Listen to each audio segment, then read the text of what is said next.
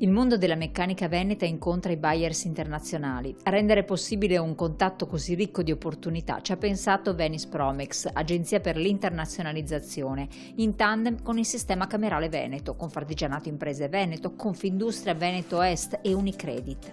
Nel raffinato contesto di Villa Braida, Mogliano Veneto, si è tenuta così una giornata di incontri B2B fra aziende venete esperte nella meccanica e le loro controparti europee. Obiettivo: aprirsi a nuovi mercati. Per fortuna che esistono gli imprenditori. Gli imprenditori per loro stessa natura sono degli ottimisti e quindi questa capacità di resilienza e questa volontà di ripartire sempre e comunque è veramente un elemento caratteristico della nostra piccola e media impresa, senza la quale non avremmo avuto lo sviluppo del PIL della nostra regione, del nostro nord-est e di tutta l'Italia. Questa è una realtà fondamentale del nostro territorio, ha un primato ineguagliabile e la presenza degli ospiti internazionali in un contesto come Villa Braida, che fa vedere anche come sono le nostre architetture, direi sono tutti elementi di successo. Il Nord-Est conta all'incirca 13.000 imprese meccaniche per un valore di produzione che nel 2022 ha superato gli 80 miliardi di euro. L'export incide per poco meno della metà del fatturato.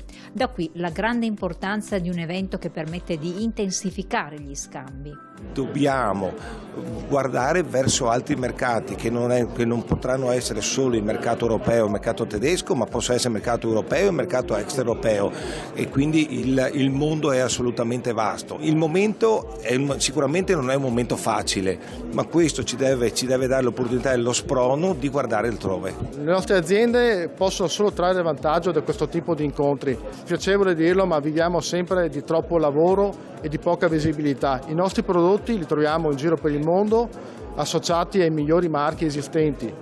E quando ci viene data la possibilità di far valorizzare la nostra professionalità è sempre il momento giusto. L'incontro a Villa Braida ha visto la partecipazione di 11 operatori esteri e 40 aziende venete ed è stato possibile anche grazie al sostegno di Banca Unicredit, un lavoro di squadra in favore delle eccellenze del territorio.